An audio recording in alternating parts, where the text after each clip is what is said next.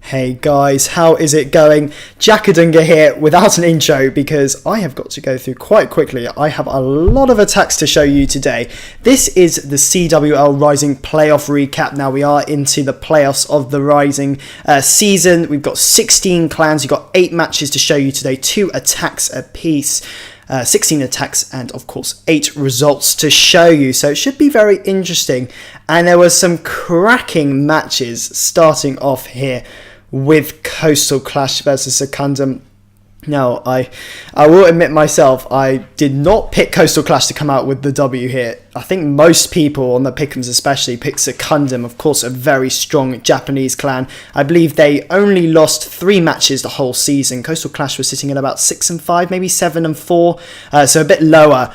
But they did manage to come out with an 87-87 win. They did manage to beat on percentage, as you can see the stats all on the right hand side below the Champions War League logo. It was really the 9v9 stats from Coastal Clash.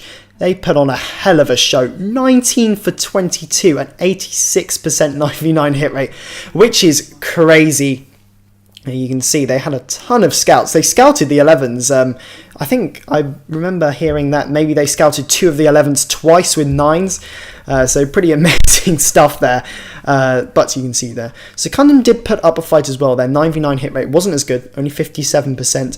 But they both had 2 10v10s apiece. 10v11. Secundum's was actually a little bit better. 3 for 6. 2 Coastal Clashes, 3 for 9. Dips were perfect from both sides, however. The amount of scouts which both sides have, you can see 5 for 8 and 7 for 10 on both sides. It just meant that was a cracking match. And it would just go down to percent in the end, all the 10s being cleared. It was just those 10v11s which had a higher percentage. And Adnan coming in with a really nice hit here. I believe he picked up something around 64% on this hit. The Queen just, look how far the Queen's gone. She started at about that 10 o'clock section, has gone all the way around to that 4 o'clock section. And he's just going to Valk dive here into this Town Hall compartment. Going into this Town Hall, a lot of them actually going around the side, but luckily, key to this raid, the King does decide to hit the Town Hall with a few of his Valkyrie friends coming in to take out that whole compartment. Got a few baby dragons to hit around the outside defences and those trash buildings, and is going to get to 64%, I believe. So a really, really nice hit here by Adnan, picking this one up against the 2, and actually ultimately probably winning the war here, because this was the highest 10v11, and of course this was a percentage win. So nicely done to Adnan there. Moving on, we do have another hit. We've got a 10v10 to show you, the Grundinator going in, and I believe Grundy picked up a 6-pack at 10v10, so pretty nicely done to him. Of course, there are a lot of scouts, but this was probably his nicest hit here. You can see a 10 wall break, Queen charge minor hit. Liked seeing all of these 10v10s actually. They were really, really nice. There were a lot of good attacks, as you will be seeing from all of the playoff clans. But Coastal Clash, of course, we've got to start off with them picking up this great win. So here comes the Queen charging in. The Lalo's going to be poisoned here. Going to have the Lava Hound explode. He's dropped a Wizard and a Arch Tower around the side. Going to just clean up a bit of the trash, helping out here on Justin's base. As the Queen heads towards this Expo compartment, she's going to pick up a lot of value here, starting off with the Expo, then targeting Queen, going to get a Wizard Tower and the Archer Tower as well. She will head round towards that Town Hall compartment, but King is going to be dropped here, taking out this Tesla, but the miners coming in from this 12 o'clock to 9 o'clock side, going into this high hit point area. You've got a lot of Archer Towers, 2 Expos, an Inferno Tower, but Queen's going to help out. She's going to join in a little bit here, but it's going to have to drop that early heal. That giant bomb set does go off around those miners, so has to be careful here as he heads into the double Expo compartment. Queen carries on. The healers actually lock on the miners, which actually turns out to be pretty helpful as they head into this next Inferno compartment, as all of those air defences are on the other side. So just pretty helpful here. Inferno Tower compartment. There is a giant bomb there, but doesn't really matter. He's still got that last heal spell, which is going to help him out. But the cannons don't do much. He started off at that side with the most amount of damage. You've got the archer towers, with wizard towers, X-bows, which do the most damage, but these cannons won't do too much. And he's hardly had any miners die here. I reckon he has about 16 left up still, and they're just going to power through this base. The cannon goes down, archer tower goes down. The only defences left up in the ends are the archer tower and that Tesla, and it gets quite a nice split here to clean up the remaining trash buildings. So that is a very nice hit by Grundy, picking up one of the 10v10s out of the 2. I believe he did get the 6 back, so nicely done to him. But a great win for Coastal Clash in the end. 87-87 win. They will progress to the quarterfinals. Nicely done to all of those guys. Right, so now we do have the normal regular season champions, Reddit Hounds, up against JTJ, seeded 16th. This was an unsurprising win here for the Reddit Hounds, who have been fantastic all season. Of course, they did finish 10 wins and 1 draw, but they do increase their winning streak here to 11. They're going to be an 85-82 victory for the Hounds. Pretty impressive 10v11. They went 3 for 6. JTJ also did pretty nicely, going 3 for 9. But as you can see, as there was only one 10v10 in it from both sides, it was to dipping, which JTJ really did fall down at 6 for 6 from Reddit Hounds. Perfect from them, very nice. But JTJ, unfortunately, only going 3 for 6 would really cost them here, and they would lose by 3 stars. If their dipping was a little bit better, would have been a really close one actually. You can see the stats very similar across the board. 9v9 is pretty similar, 10v10 is exactly the same, and 10v11 pretty similar as well. But we are going to start off here with a 10v11. Of course, 3 for 6 is pretty good by any standards. 65 DOS is coming in here with a nice little vac dip. 10v11 seems like the Valkyries are pretty much the most common strategy at this level. Coming in here, really nice funnel he's created with that queen. She really did go a long way, and that jump spell's actually accessed it for a few Valks. Those Valks which sort of lie behind are actually just going to jump in that Inferno Tower, followed by a few Valks in that court, and take the Town Hall. And Queen's going to pick up a bit more as well, but this will end up at a pretty tasty 60%, I believe. So very nicely done to 65 DOS, getting this one done on Rambuck, who I believe is the YouTuber of JTJ, so nicely done there.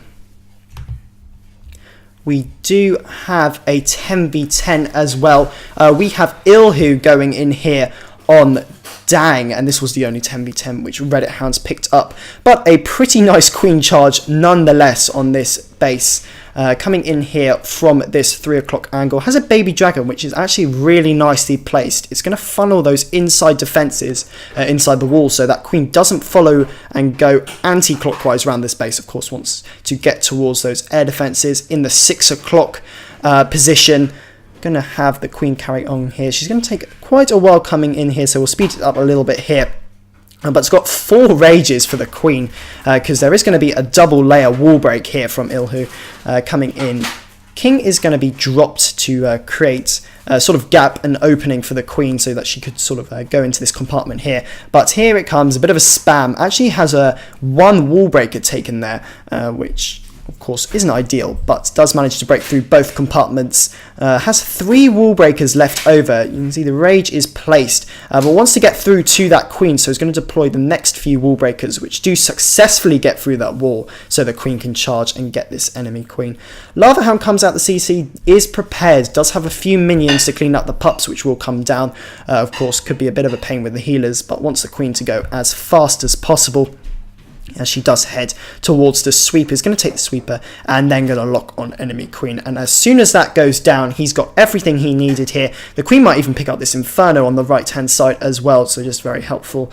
But we'll start to deploy his Lalo portion of the raid, starting off with a few hasted loons into this Inferno compartment at the 3 o'clock angle, followed by a late deployment of the Lava Hound. Of course, that's the best way to do it, so that the loons can catch up with those Lava Hounds straight into those air defenses, which he does successfully, of course. Got another Inferno Tower left up. Queen's going to take that Expo, but she's going to sort of follow around and take out the trash, which is pretty good for the timing, but apart from that, doesn't do too much here.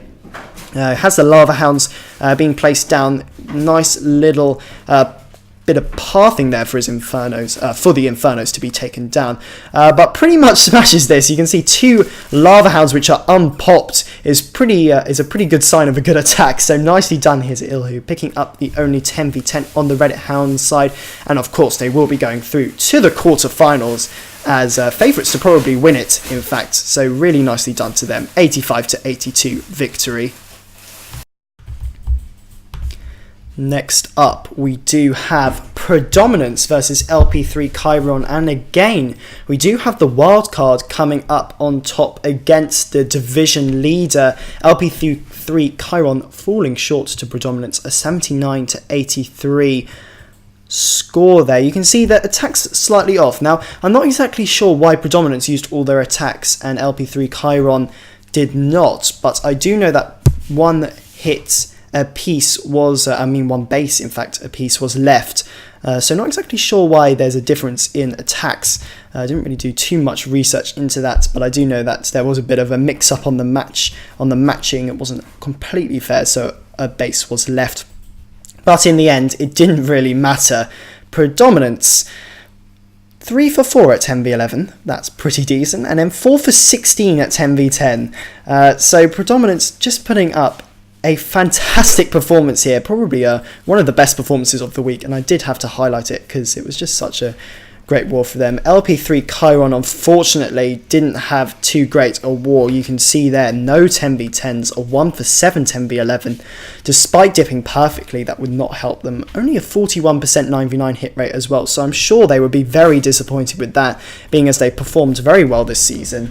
Shame for them to come out in this fashion, but Beef there, you can see picking up a very nice 10v10. Had to highlight the 10v10 action because 4 10v10s was the most out of everyone in the Rising division this week, so very nicely done to Beef, one of the 10v10ers. I believe a different person picked up each 10v10 as well, which is pretty nice to see.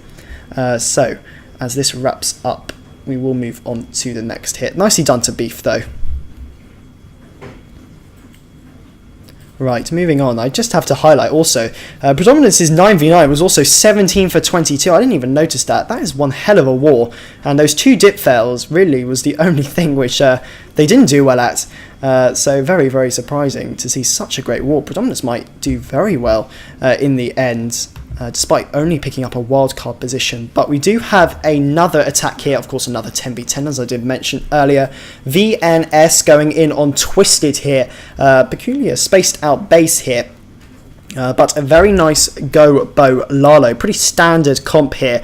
Going to start off with a baby dragon and a wizard to do the funnel, but Queen's going to actually start with the high hit point defenses here. Got that storages to deal with, that's what they're called, I do remember now. Golem goes on that mortar, king and a few bowlers going into this compartment with the help of the jump spell. Not going to chance a wall break as that Inferno Tower is just lying there, but the funnel's good enough. Coming in here, the Golem is still alive, pretty much at full health actually, as he does go into this Inferno Tower compartment. The bowlers get a bit sucked in here, which does mean that they will get roasted by that Inferno Tower, but they do enough damage for the Queen to take out all that she needs here. An Expo goes down, a Wizard Tower goes down, and eventually that Tesla and that Bomb Tower will go down with the help of that Golem. So very nicely done there.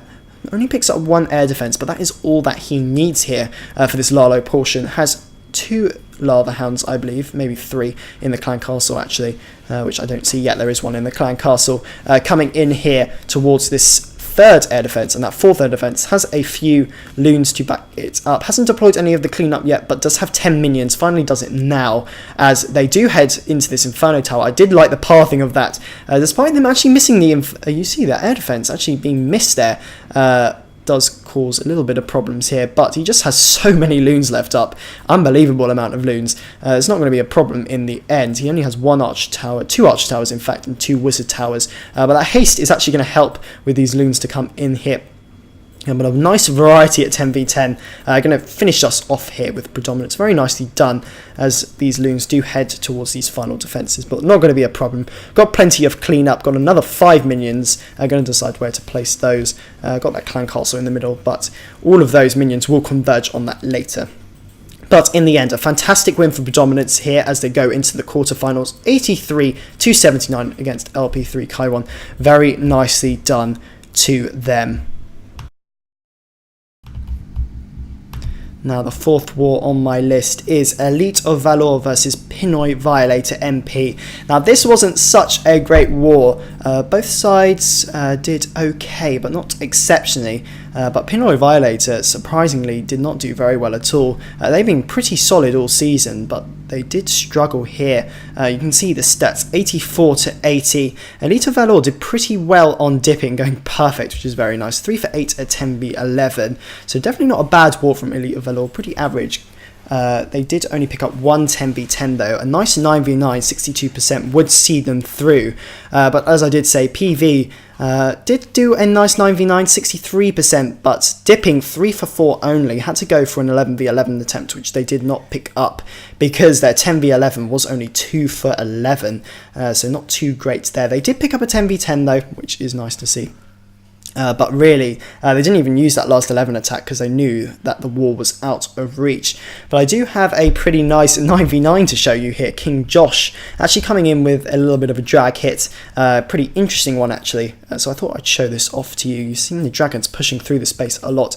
Has this lava hound and the loons coming in towards this air defense, which it will take out. And with all those air defenses down, that is pretty helpful for him, as he's got about 6 drags to go. He's still got a haste and a heal, and he actually uses the heal on the loons, which, I mean, I guess it was kind of helpful, but I think maybe he could have saved it for that back end.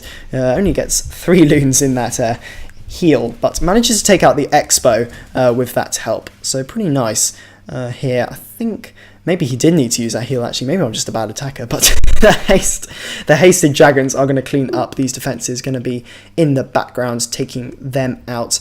With the help of the loons, but you can see Wizard Tower down, Archer Tower just about to go down, 4 dragons left, up 2 loons. That is a very nice 9v9 triple by King Josh, so a nice hit by him on Mr. Yozo, but as I did say before, 84 to 80 victory. We will be seeing Elite of Valor in the quarterfinals. Nicely done. So next we have Bangladesh versus Fortis LTU. Now, I hadn't really looked at the stats in particular at Bangladesh. I know that they picked up quite a solid win. You can see 85 to 81. But I didn't really latch on to the fact that they picked up 5 10v10s. So that is more. Actually picked up more than Predominance. So sorry about that from earlier. But Bangladesh, my God, 5 10v10s. That's pretty spectacular. Looking really solid going into these quarterfinals, but a nice win. You can see 5 10v10s, of course, that is the standout. Fortis LTU did not perform too well at 10v11 or 10v10. You can see 0 for 4, probably because they didn't have that many attempts, but their 10v11 was only 1 for 14, so they did really struggle there, unfortunately. Bangladesh, they went 2 for 10 at 10v11, so not too great either, but 11v10 they only failed once. Actually went for an 11v11 because they had the opportunity to do so, but did not manage to pick that up.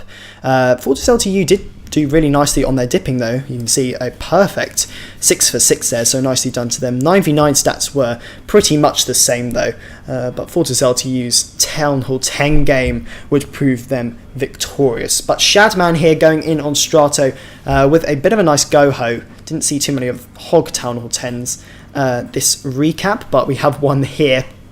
Only had 14 hogs, but you can see the queen and the bowlers just got such a nice push here, and even the king still alive, hitting a few of those trash buildings. But the healers are key to this. They are still up, and the hogs have only really did not much at all. I don't think they did anything really. They only took out a few archer towers and cannons, but it was really that kill squad which just kept on going. You can see it's still going right now.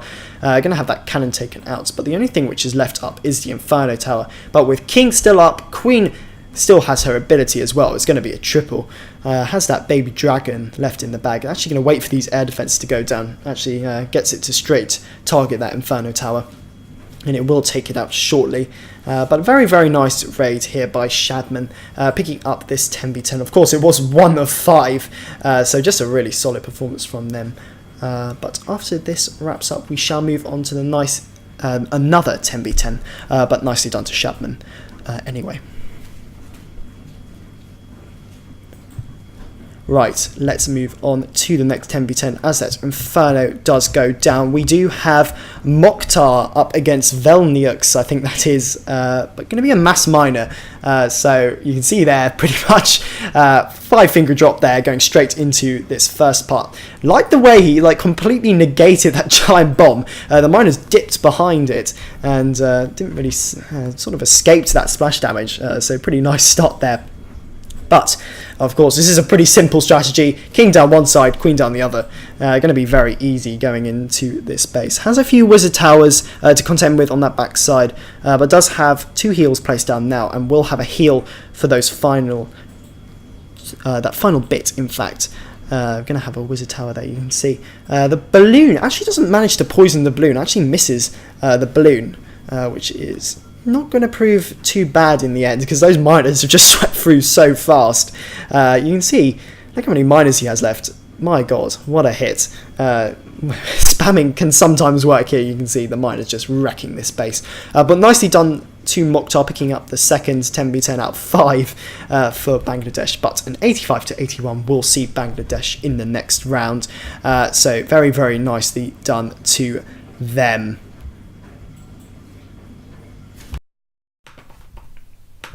So now we do have Black Apple versus Michigan Rose. Now Black Apple have done very well in the regular season, as well as Michigan Rose. Actually, both clans performing well, but wasn't a great performance from both sides actually.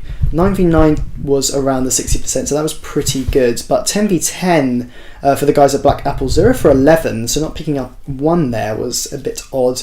But they did go 3 for 9 at 10v11, which is pretty good, and did dip perfectly. And that would be the deciding factor really, which separated Michigan Rose, who didn't have a great war at all. You can see there a 61% 9v9, but apart from that, nothing to shout about really. 3 for 5 on dips, 2 for 13 at 10v11 wasn't great, and did not pick up a single 10v10 either. So not a great war. Unfortunate that they had to go out in this style, but hopefully they'll be back stronger next season here. Of course, they did upgrade from light to rising, and they did do pretty well actually, did get pretty far, so props to them. But Black Apple taking this victory will go on to the quarterfinals, and a certain Ash picking up a hero swag 9v9. We're not going to big it up too much though, because his ego would be too high, but a nice 9v9 there from Black Apple, and an 82-80 victory would secure the win. Nicely done to Black Apple. Now we do have Sheldon Massive versus Annihilate. Now this was a high scoring war, mainly due to both sides getting perfect dips, and it would be a very close one. You can see 95.17% separating 94.23% from the Sheldon Massive guys, so unlucky to them. They did really get close here, but unfortunately not good enough to beat Annihilate. Now, Sheldon Massive went 3 for 12 at 10v11, pretty decent. 10v10, they didn't manage to pick up any because they actually wasted most of those at 10v11, so that was unfortunate. Their 9v9 stats on both sides, though, very, very good. 19 for 27 and 19 for 26. Really nicely done there. But Annihilate, the thing which separated them really was their 10v10, which they managed to pick up, which we aren't seeing right about now. And they did only need 2 for 9 at 10v11 to pick up the victory. They didn't actually go for the other one. They only needed 1 star on that 11 to win this one. But D1 going in here on Bra, doing pretty nicely with the Queen Charge. A really nice Queen Charge drag raid actually, I did notice on this one. Coming in here, got a wizard to help clean up this golem. I'm going to put down another rage spell to get these wall breakers in, as this is going to be a pretty nice charge. You can see that coming in towards this bomb tower compartment. It's going to pick up those 2 air defenses, which is key. We already picked one up earlier, and look at this, a jump spell here is actually going to get the king to go inside here and pick up even more value. I really like this part of the raid. It was just such a fantastic hit. The sweeper goes down. The king is actually really going to help out and actually trigger a few skeleton spells here, but conscious of time, deploys the dragons in a bit of a sweep here, deploys the loons a little bit later, but has them hasted in here with the dragon as well, as they do go into this first bit. But the queen, still continuing here, is actually going to reach this last air defense on that side as well.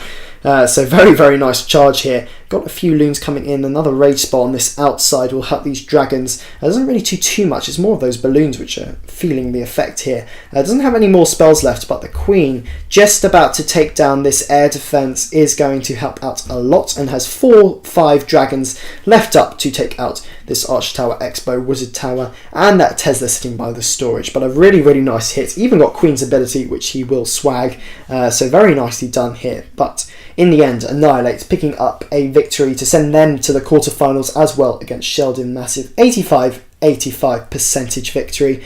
Nicely done to the guys down there. And last, but by no means least, we do have Hagar Metal.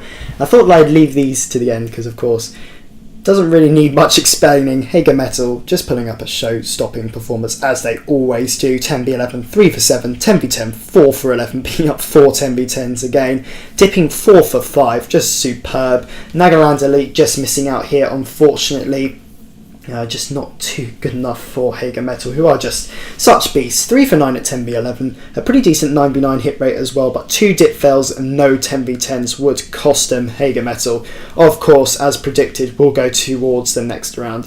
But we will talk about the quarterfinals. Of course, 8 clans have gone through to the CWL Rising quarterfinals. We will list them now and the matches. Reddit Hounds will face Predominance. That's going to be a pretty big matchup for both sides. Coastal Clash will face Black Apple. Hagar Metal facing Annihilate, and Bangladesh will face Elite of Valor. So 4 cracking matches there. Of course, I will be recapping all of those next week when those matches do go down, and we will see who gets to the semi-finals. But as we finish off from tomorrow on Be Your Romeo, picking up a nice 10v10, that will mark the end of this video and this recap for CWL Rising. I hope you did enjoy. If you did enjoy, of course, feel free to leave a like, subscribe to the channel for more Rising content.